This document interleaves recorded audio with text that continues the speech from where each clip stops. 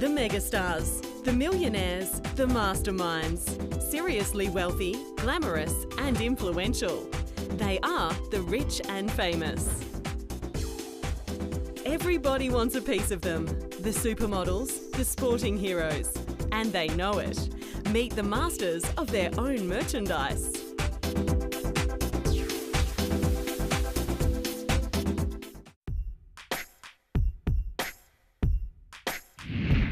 Gisele Bundchen. She's the richest supermodel in the world. In fact, they've had to create a new expression to call her, ubermodel. Even that word isn't adequate to capture her status in her homeland Brazil, where she is considered a national hero in the veins of Pelé and Carmen Miranda. She is undoubtedly the most powerful woman in Brazil. And what humble beginnings. She was so thin and gawky at school that her friends used to call her Olive Oil after Popeye's skinny girlfriend. Then the Brazilian supermodel, of German descent, developed the kind of exotic look that fires the imagination and sends major brands running to their checkbooks. From her discovery at 14 by the elite modelling agency, all media, from cover to runway to billboard, has embraced her healthy, vital look as an antidote to the era of heroin chic that preceded her. Rolling Stone even named her the most beautiful girl in the world. Growing up in Brazil with her 5 beautiful sisters, Bundchen had always dreamed of becoming a professional volleyball player. It was the model's forethinking mother that steered Gisele and her sisters away from sport and into modelling, a decision the family hardly regrets. Her fortune is now estimated at US $150 million.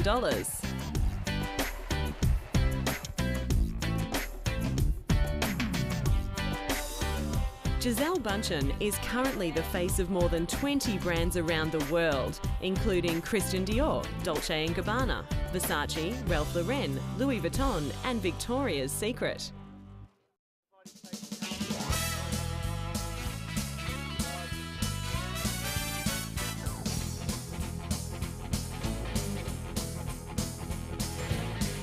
Bundchen had long been the it girl for the lingerie retailer Victoria's Secret.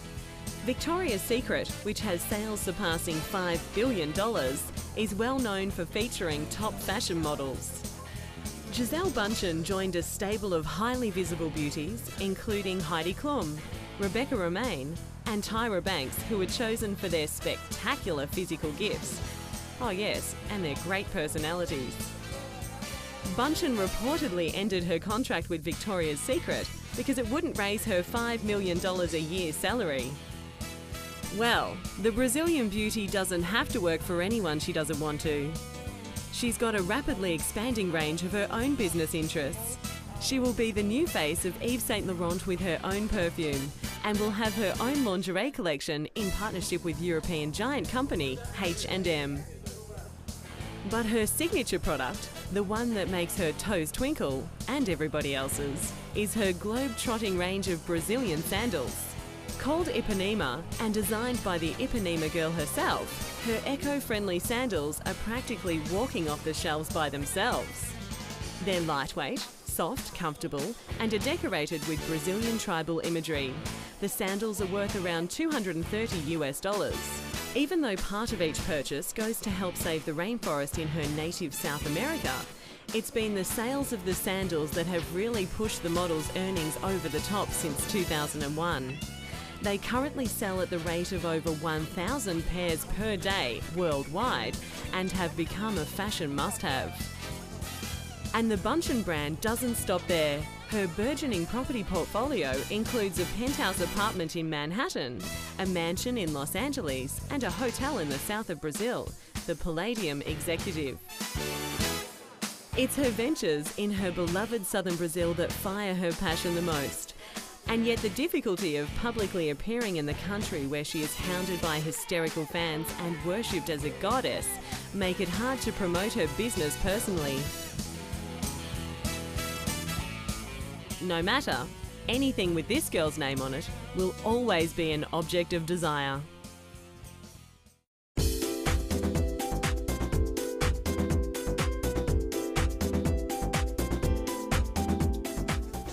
Michelle Wie.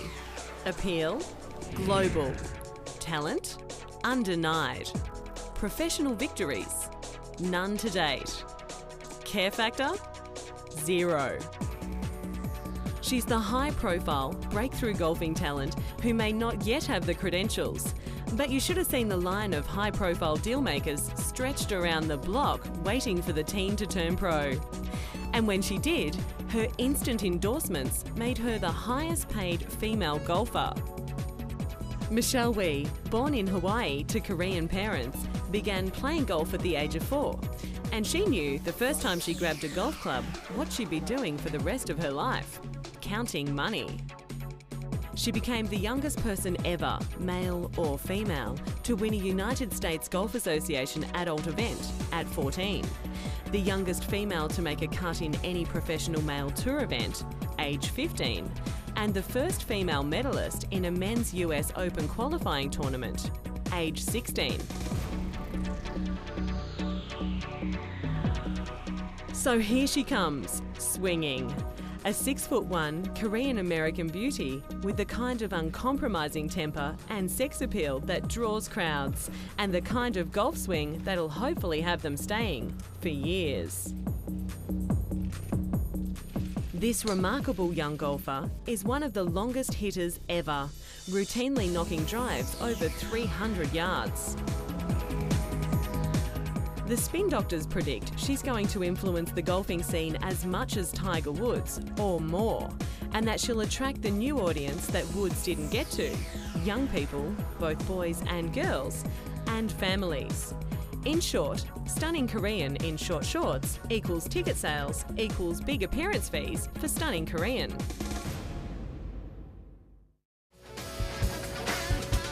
A week before her 16th birthday, Wie turned professional, signing sponsorship contracts with Nike and Sony worth more than US $10 million per year. Oh yeah, and as a professional, she gets to keep her prize money as well. Only there hasn't been a lot of prize money. By the end of her first full year as a professional, she'd missed the cut in 11 out of 12 tries against men and remained winless in all 33 professional women's tournaments she had entered. Okay, not counting wins, just try adding up the tournament appearance fees and other endorsements. In 2006, Wie played the Asian Tour Telecom Open, becoming the second woman to make the cut at a men's event in South Korea. Wie received US $700,000 in appearance fees at an event that only offered a US $600,000 in total prize money. In all, she reportedly netted US $5 million in appearance and endorsement money for the 2-week trip. Nice going. Her ranking may slip, but sponsors are still banking on her enduring appeal. Omega have taken Michelle Wie on as an ambassador for their watches. Omega make a parallel between a fine timepiece, which has feminine grace with power, performance and technique, and the teen prodigy with the trailblazing tendencies. Sure, I'm buying it. Yes, Wie knows it's all about image. She signed with the William Morris agency to secure further commercial endorsements and guide her pro career. The choice of image machine William Morris, agent to Clint Eastwood, John Travolta and Heidi Klum, seems to suggest her long-time aspirations may involve becoming a celebrity as well as a sportswoman.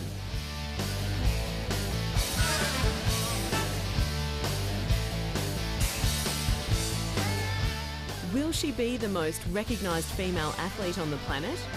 Is this the beginning of a lucrative sporting icon to blitz all others? Or will it be a burnout on takeoff? Who knows? But there's some big names banking on this head-turning, blossoming golfing superstar.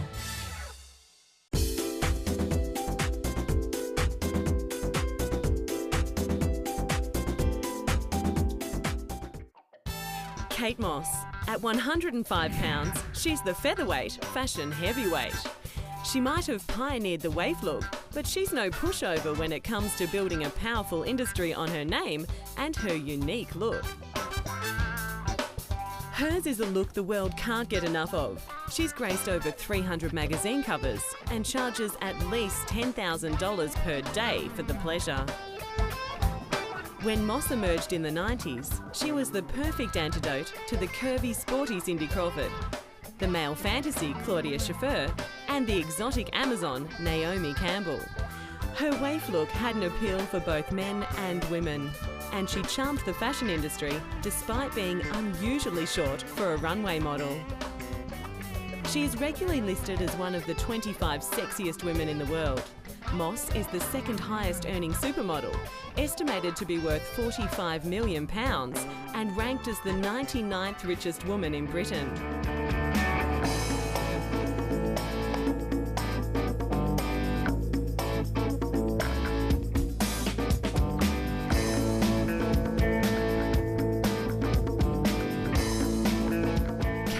Has spearheaded campaigns for all the major Italian, French, American and British designers, including Gucci, Dolce & Gabbana, Louis Vuitton, Versace, Chanel, Dior and Rimmel. Even after her well-publicised drug scandal, the model made an astonishing comeback, bagging 18 new and lucrative contracts, including Virgin Mobile, Stella McCartney and Nikon. But the marketable allure of Kate Moss is not just about her vital statistics.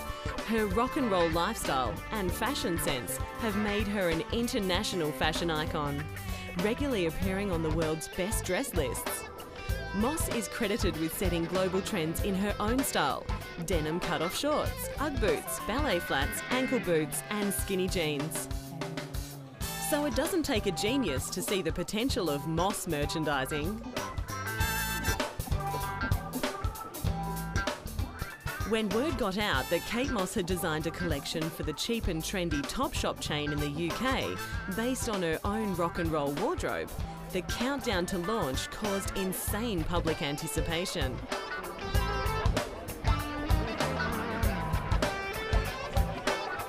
The collection the model created includes shift dresses, tunic tops, vests and skinny jeans, as well as shoes, bags and belts, all costing reasonably between $20 and $400. And all, apparently, very wearable. If you're a reed-thin supermodel, that is.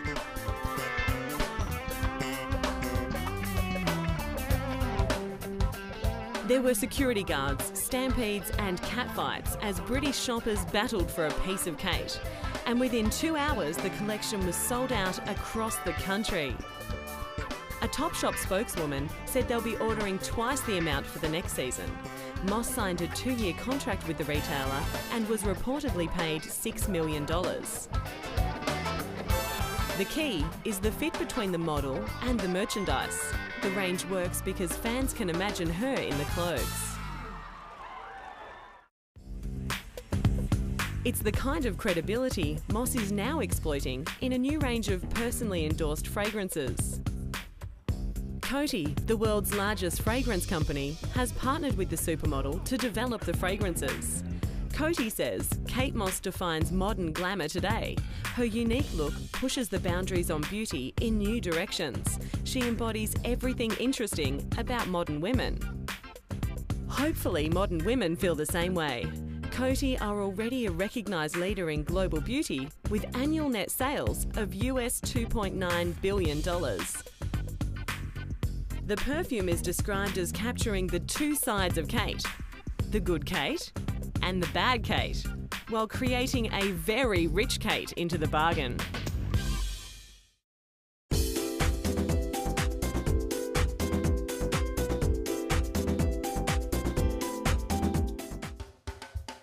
Move over Beckham. Here comes the real face of world soccer, Ronaldinho. He's the people's player, exuding childlike joy and enthusiasm on the field. Ronaldinho's dazzling skill with the ball, superior field vision, deft playmaking and awesome goal kicking simply rivet us. He loves his game and the fans love him. Now let's see, adorable guy plus superhuman talent equals that happy word for any athlete, endorsements. All the big guns are lining up to get the Brazilian's name on their merchandise, but this guy is used to being fought over. When he was discovered as a freakish goal-kicking 13-year-old, the rising star soon became the target of a bidding war between top European teams, notably Manchester United and FC Barcelona. It was Barcelona who won that one in 2003, acquiring the young footballer for £21 million. Barcelona had to struggle to keep him. In 2004, when Ronaldinho won FIFA's World Player of the Year, Barcelona rejected a £60 million bid made for him by Chelsea Football Club. Barcelona Football Club will give him up, but for a minimum £85 million. Ronaldinho has surpassed David Beckham as the most marketable player in the world, generating $57.8 million. And when he nabbed a second FIFA Player of the Year, he got the honour Beckham had always wanted. Ronaldinho is a one-man endorsement machine. When you are a kid, it's easy. You are not afraid to try, to dare. You do it, just because you like it. His face is everywhere around Barcelona. His long black curls frame a perma grin that could power a small city.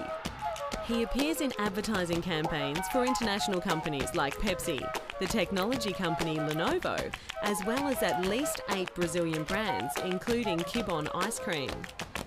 Brazilian marketeers seeking to capitalise on the public's fascination with homegrown heroes have Ronaldinho advertising everything from bubblegum to banks. So my advice to you is never grow up, my friends.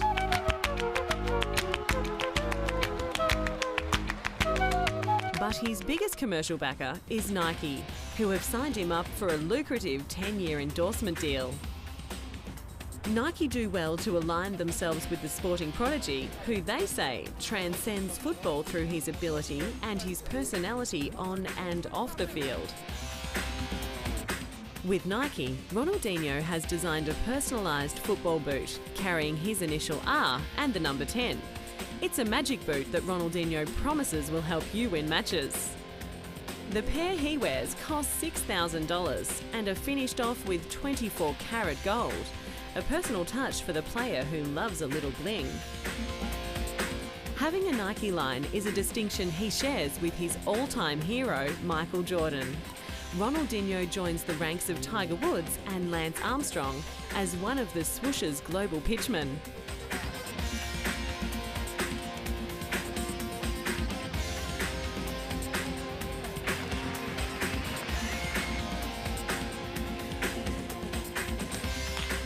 The biggest part of the Brazilian's appeal is his love for his team.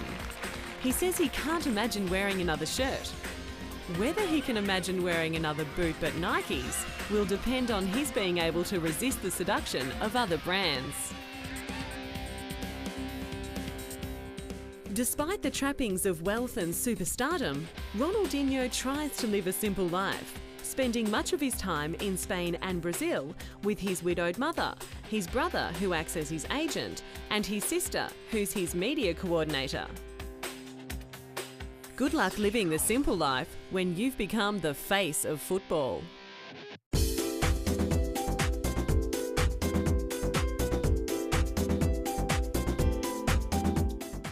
For a fictional character, Harry Potter is loaded. He sits somewhere on the fictional rich list, down from Mickey Mouse and Winnie the Pooh, and just above The Simpsons, with estimated earnings of almost $3 billion. On and off the Quidditch field, Harry is a star, with fans in love with his books, movies, video games and merchandise. Not bad for a figment of the imagination. If you need an introduction to the boy wizard, then you must have been living in a cave for the past decade. The bespectacled young hero is the central character of a 7-part series of fantasy novels written by English author J.K. Rowling, who is now the first billionaire author in literary history and the 13th richest woman in Britain. The books have sold around 400 million copies worldwide. Never has a character had such massive appeal.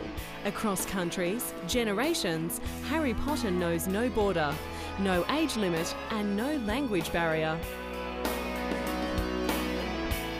The first step in world domination after blitzing the bookshelves was the character's rebirth on the silver screen. Warner Brothers took the helm of the Harry Potter film series, which is now the most successful movie franchise in history. The combined worldwide box office gross for the Harry Potter films to date is in excess of $4.47 billion, surpassing the box office totals of all 22 James Bond films and the 6 Star Wars movies. The films are among the 20 top grossing box office hits of all time. Warner Brothers said it would be an understatement to say we are proud of the success of the Harry Potter films. Yes, I'm not quite sure there's a word yet for the utter joy of contemplating your inconceivable wealth, but I'm sure they can always get their writers to invent one. Daniel Radcliffe, the boy wizard incarnate, will earn over $50 million for the last 2 films in the franchise, making him the richest teenager in Britain. And his lovely accomplice in his war against evil, actress Emma Watson, says that thanks to her $4 million paycheck per film, she is set up for life and never has to work again. Lucky for some. Shame on those purists always insisting on fresh ideas. Don't they know the sequel is where the money is? Where's the incentive for Warner Brothers to gamble on an untested idea?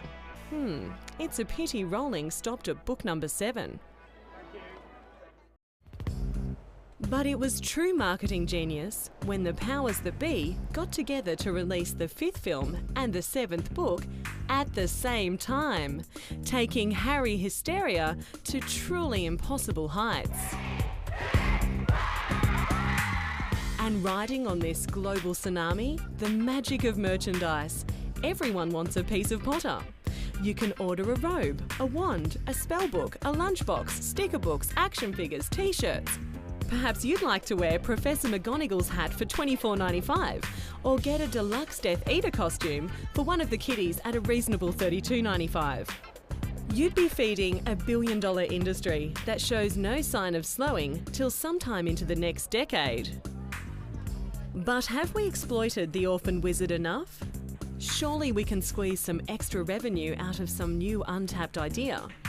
Yep, you guessed it, Harry Potter World. Warner Brothers and Universal are building a Harry Potter theme park inside their Orlando resort. The park will include the village of Hogsmeade, the Forbidden Forest, even the crown jewel itself, Hogwarts Castle. There'll be thrill rides. Oh, and more merchandise. Yes, if they build it, we will come, and keep coming.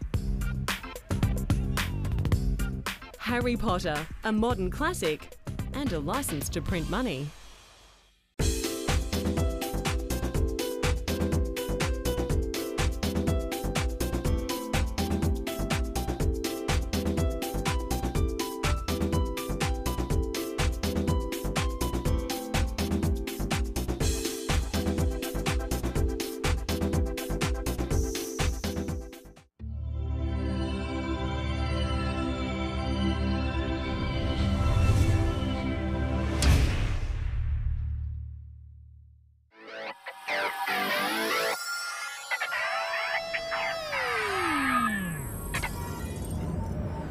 US $150 million.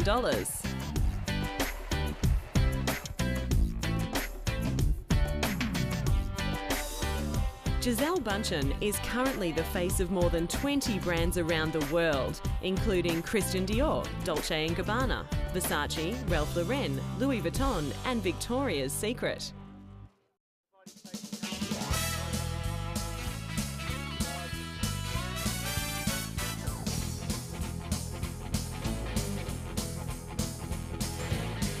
Bundchen had long been the it girl for the lingerie retailer Victoria's Secret.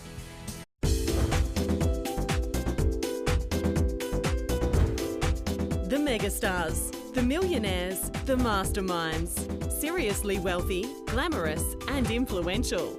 They are the rich and famous. Everybody wants a piece of them.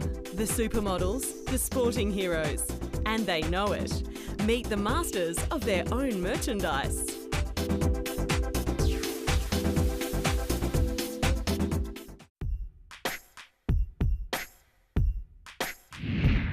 Gisele Bundchen. She's the richest supermodel in the world. Victoria's Secret, which has sales surpassing $5 billion, is well known for featuring top fashion models.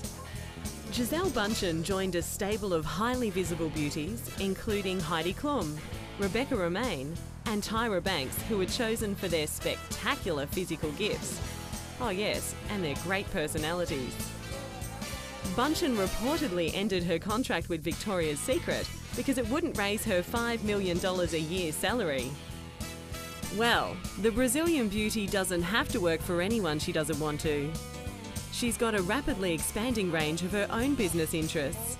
She will be from her discovery at 14 by the elite modelling agency. All media, from cover to runway to billboard, has embraced her healthy, vital look as an antidote to the era of heroin chic that preceded her.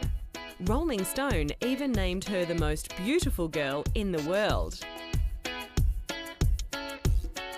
Growing up in Brazil with her 5 beautiful sisters, Bundchen had always dreamed of becoming a professional volleyball player. It was the model's forethinking mother that steered Gisele and her sisters away from sport and into modelling, a decision the family hardly regrets. Her fortune is now estimated in fact, they've had to create a new expression to call her, Uber model. Even that word isn't adequate to capture her status in her homeland Brazil, where she is considered a national hero in the veins of Pelé and Carmen Miranda. She is undoubtedly the most powerful woman in Brazil. And what humble beginnings. She was so thin and gawky at school that her friends used to call her Olive Oil after Popeye's skinny girlfriend. Then the Brazilian supermodel, of German descent, developed the kind of exotic look that fires the imagination and sends major brands running to their checkbooks.